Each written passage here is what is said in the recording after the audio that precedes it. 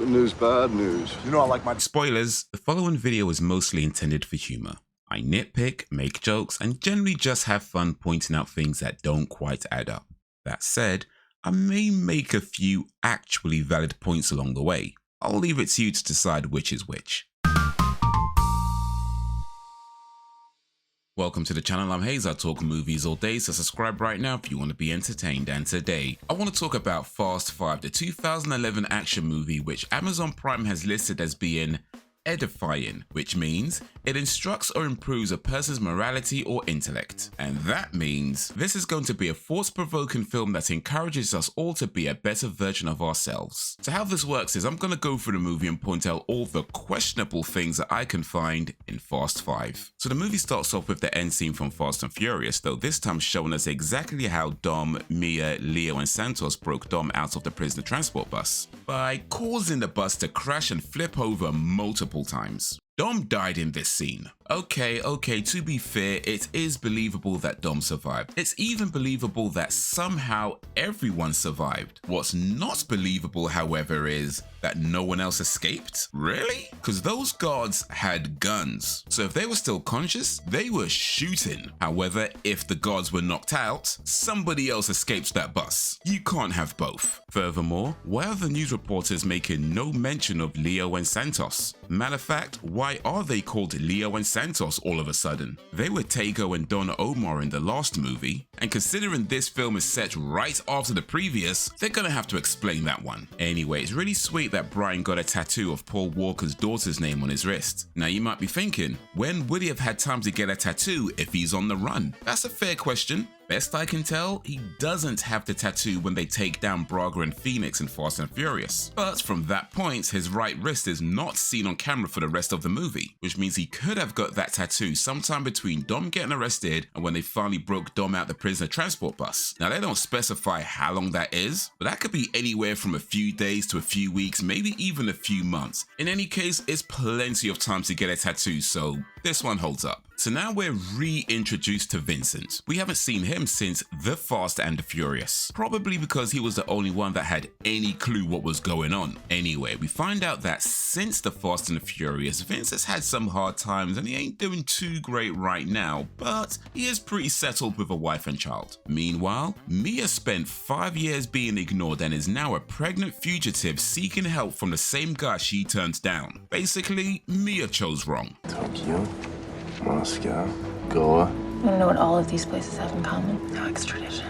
Actually, Japan has had an extradition treaty with the United States since 1978, and India has had one since 1997. So out of those three places, it's just Moscow. By now, the Fast and Furious movies have become known for being over the top and unrealistic. But I think one of the most unrealistic things they ever did was have a train conductor that doesn't actually check people's tickets. Bro, you had one job. Matter of fact, speaking of one job, shouldn't those agents be sitting in or next to the carriage with the cars they're transporting?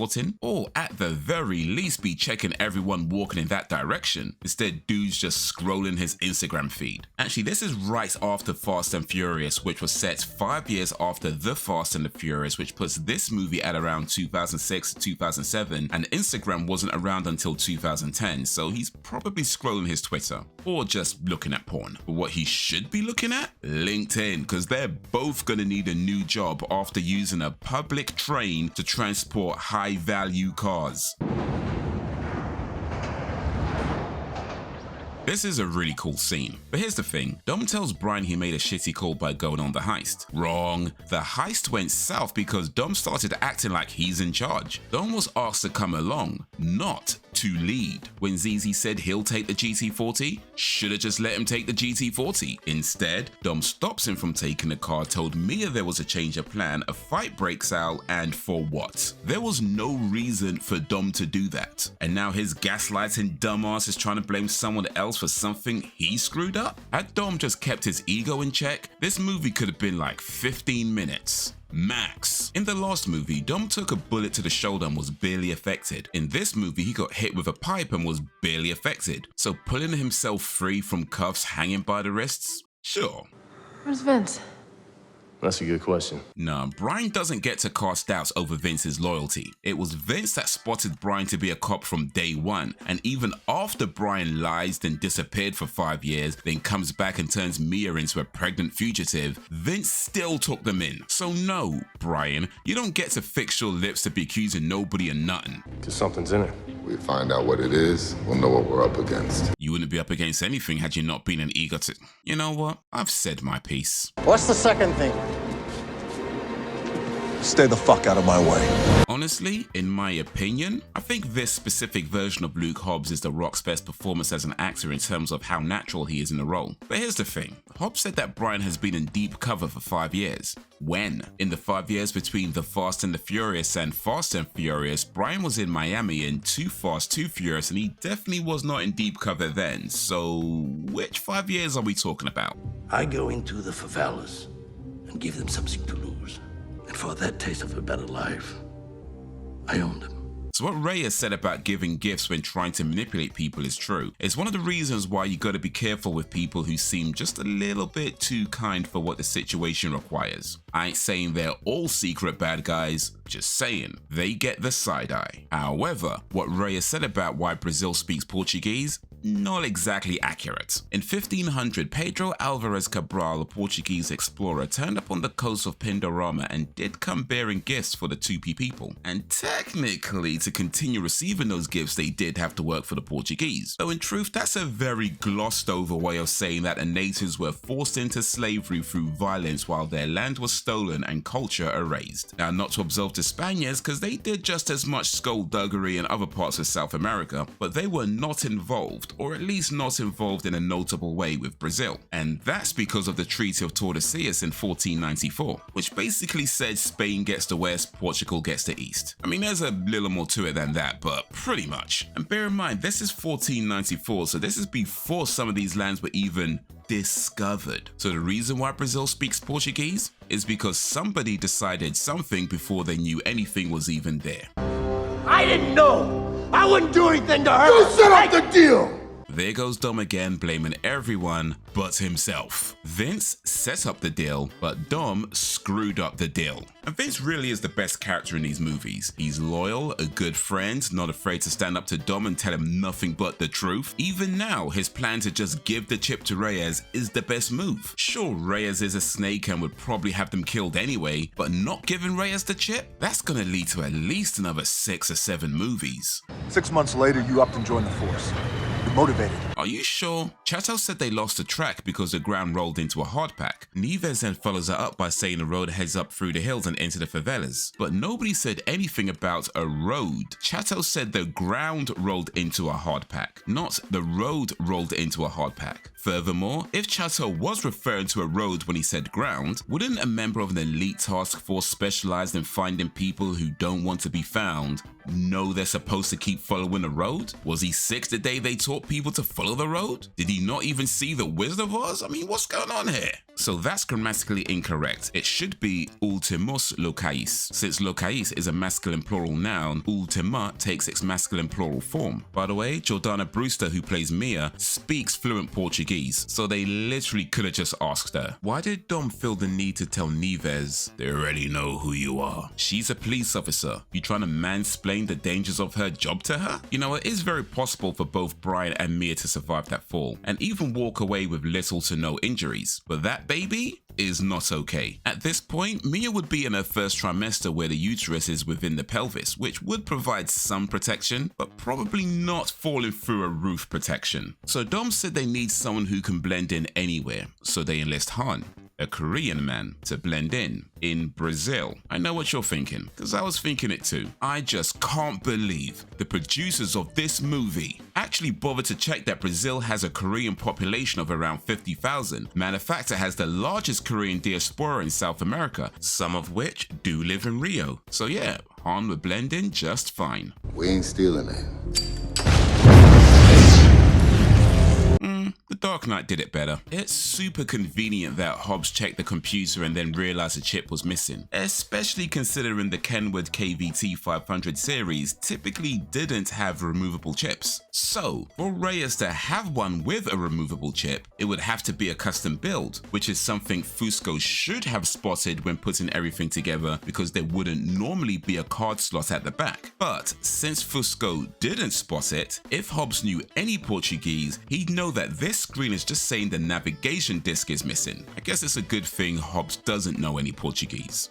Check planes, trains, boats, everything short of the goddamn space shuttle. I mean, I ain't trying to tell you your job or nothing, but you probably should check space shuttles too. Just saying. Also, Han Solo, I see what you did there, and I appreciate it. You know, it's kind of funny that this cop wouldn't let Roman in because it's against the rules. But I'm gonna guess that the rules also say they should be checking what's inside the box and documenting any evidence that comes in. Also, in the time between this scene and when they attempt the heist, does nobody check the evidence room? Also, Brian didn't seem to know how Tej would know so much about the safe. However, when they were gathering all the people they would need for the heist, Mia said they need someone good with circuits, and since neither Dom or Mia know Tej, it's safe to assume Brian called him. So why would his knowledge of safes be surprising? It's literally why he's there. So this part of the plan where Leo and Santos put a bomb inside the toilet pipes to get inside the police station as plumbers. Alright, let's ignore the fact that two men just walked into a police car park and nobody seemed to notice. Let's also ignore the fact they set off a bomb underneath a police station and no one seemed to notice that either. And let's just ignore the fact that they walked into a police station and nobody checked their ID, or if someone did check their ID, let's ignore the fact they were allowed to walk around the police station unattended. Let's ignore all of that because the single most unrealistic part of this plan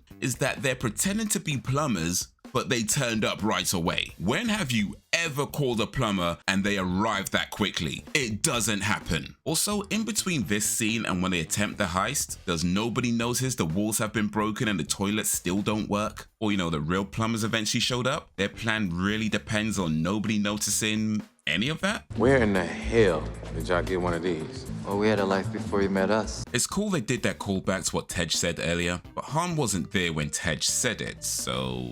Anyway, Han just deduced that Giselle was in Mossad because she had a Jericho 941 pistol and was fun racking the slide. And even though neither of those are exclusive to Mossad, considering Giselle also speaks with an Israeli accent, it's a pretty fair guess. But if Giselle was in Mossad, it really makes that time she ran out in front of a speeding car in Fast and Furious even more stupid. Like, was you sick the day they taught not to stand in front of a moving vehicle? Also, was Giselle sick the day they taught not fun racking the slide unless you absolutely have to? So I couldn't find an example of someone fun racking the slide, but here's what regular racking the slide looks like. Now imagine doing that with one hand and using your thumb to pull back the slide. It can be done, highly trained special operatives do learn to do it. But even if you get good at it, you don't do it unless you really have to because it increases the chance of an accidental misfire. Especially with a gun like the Jericho 941 which has the safety switches next to the slide, it's gonna make thumb racking a lot harder to pull off. So basically what happened was, Giselle put herself and two others at risk of injury or death just to show off her skills. Giselle is not a good person. Also, I know Han is in love with Giselle, so right now he's not thinking straight. But if there's a girl you really like and she lets a next man feel up her ass right in front of you, walk away. She belongs to the streets. So did he just like slap that ass or did he like grab and hold on to it? To answer Tej's question, Reyes grabbed and held it. Now you might be thinking, no he didn't. But here's the thing. Fingerprints don't show up well on fabric because they absorb the oils. So if those fingerprints are good enough to use, that means Reyes grabbed it and held it hard and tight. And Han just sat there watching the whole thing, keeping his hands and mouth busy. Why would Nieves take Dom's pendant and wear it so openly? Nieves is supposed to be the motivated, incorruptible good cop, and she's already tampering with evidence. Also, it was a good idea to put a tracker on Hobbs' ride, but why would Tej stay under the car? That could have drove right over him. Okay, so I know Nieves shouldn't have taken Dom's pendant, but Dom just broke into a police officer's house, pinned her against the wall, and then put his hand next to a part of her body he really shouldn't be putting his hand next to. The difference between Reyes and Dom right now is that Reyes at least had some implied level of consent. So not only did Leo and Santos just walk into a police car park, Dom, Brian, Roman and Han were able to just steal 4 police cars from the car park with seemingly no real planning, no one noticing, and Roman talking on the megaphone practically announcing themselves. At this point, I don't see why they're putting so much planning into this heist. It's clearly not a secure building. Also, this movie is set in 2006 or 2007, but those Dodge Charger SRT8 police cars are from 2010. Also, real police didn't use the Dodge Charger SRT8. Anyway, an hour and 20 minutes later and we finally get an actual street race.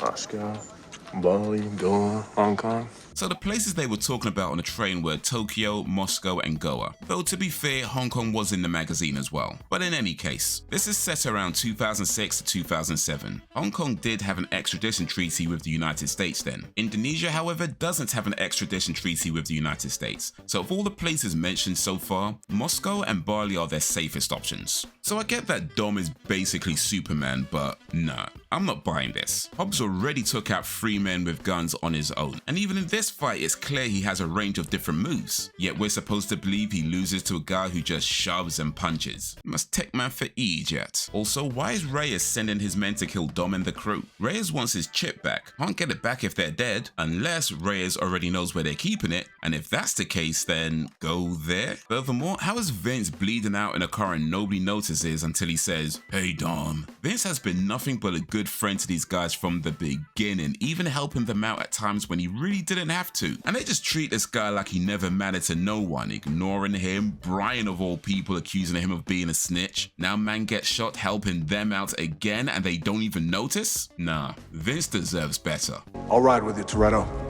At least until we kill that son of a bitch. Cop starts off trying to take down Dominic Toretto, then ends up helping him out. Why does that sound familiar? Anyway, I ain't no giant safe pulling out of a wall expert and nothing, but I think the back end of those cars would rip right off long before that safe comes loose. Especially considering Brian and Dom are driving Dodge Charger SRT8s. Those cars are built for performance, not for towing capacity. Now remember when Tej said the safe was a 7x12 fitted with 18-inch thick steel reinforced walls, insulated copper core to protect against thermal lance, class 3 electronic lock with surefire Griffin retumbler, biometric palm scanner, and 10 tons of top of the line security. By the way, that 10 tons is when it's empty. So yeah, you're not yanking this thing out the wall. You're gonna need at least 10 more of those cars just to maybe have a chance. Can't lie though, this is a really cool scene. The suspense, the secret switcheroo they pulled. This is why we watch Fast and Furious movies, for this kind of high stakes car chase action. And you know, for the street racing that they very rarely do anymore. Here's the thing though, Mia said they had every corrupt cop in Rio on their tail, but they just busted into a police station and stole a safe. They probably have all the good cops on their tail too. Also, they caused a lot of damage, like a lot. That safe went through landmarks, buildings, people, bare people got ended. Somehow, that tree was okay though. Neither ChatGPT or Gemini could give me a definitive answer on which species of tree that is, but I feel pretty confident in saying it's probably the same species as the Great Deku tree from the Ocarina of Time. Anyway, after Hobbs kills Reyes, he tells Dom and Brian he can't let them off the hook, but they've earned 24 hours of freedom. How exactly did they earn that? Hobbs saw all the damage and dead people, right? If anything, they've earned themselves more time in prison. And if the 24-hour grace period is because they helped out when Reyes' men attacked the convoy, so what? Hobbs was not there for Reyes, and Reyes was not there for Hobbs. Had Dom never started bossing people around on a job he was never in charge of, Hobbs' men would still be alive. Had Dom just given back the chip, Hobbs' men would still be alive. All of this is Dom's fault, and now he's just destroyed half of Rio and killed off a whole police station, and you want to give him an extra 24 hours freedom? Madness. Also, apparently the switched out safe wasn't locked, yet at no point during all that swinging around, the door flung open. The movie ends with Tej breaking open a safe and Dom immediately breaking his promise to Vince that he would go see his son. No surprises there. Leo and Santos go to a casino in Monaco and put 10 million each on red and black, which honestly, probably about as dumb as it is brilliant, assuming whoever wins is willing to split the money. But I guess we're not gonna find out how close they really are just yet. Tej much opens up a repair shop and both him and Roman get some really fancy cars along with some really beautiful women, but we don't find out what Edwin is doing right now. Han and Giselle drive a car at high speed while not paying full attention to the road. They both should have died in this scene, but Han's still gonna get to Tokyo to form an inappropriate relationship with a school kid, so... Also, why was Giselle even in this movie? She was called in because they needed someone good with utilities, weapons, and can back them up. But when does she do any of that? She's not there when they burn the money at the first safe house. She's not there when Leo and Santos put a bomb in the toilet pipe. She is there when Hobbs confronts Dom but doesn't have a weapon, even though evidently weapons would have come in handy. She's not there when Hobbs arrested Dom and the crew and they ended up in a shootout with Reyes' men. And in the end, her role in the heist was to drive the garbage collection truck, which sure was an important part of pulling it off, but what does that have to do with weapons and utilities? Furthermore, why would Giselle be called in as someone good with weapons? In Fast and Furious, there's only maybe 2 or 3 scenes where she even has a gun, plus a grand total of 0 times where she actually uses a gun and 0 times where she talks to anyone about her history with weapons. Giselle is basically the most pointless character in a film that already struggled to even have a point, and I don't know whether I should be appalled or impressed. Anyway, finally Brian and Mia are living in an undisclosed location. Mia is much further along in her pregnancy, which means either Hobbs ain't really that good at finding people, or they actually found a place with no extradition. Also, Dom and Nieves are together now? Why? This relationship makes no sense. Their main interaction was Dom breaking into her house and damn near committing an SA. So what happened? Nieves managed to find someone that Hobbs couldn't and they bonded over dead exes? Anyway, there's a mid-credit scene where Monica Fuentes, the woman that Brian got with when he forgot all about Mia, then forgot all about her when getting back with Mia, shows up in Hobbs' office to tell him that Letty Ortiz is still alive. All I'm gonna say for now is, this movie truly was an edifying experience. But that's what I think of Fast 5. What do you think of Fast 5? Let me know down below, and while you're there, be sure to like, subscribe, and drop a suggestion if you don't mind.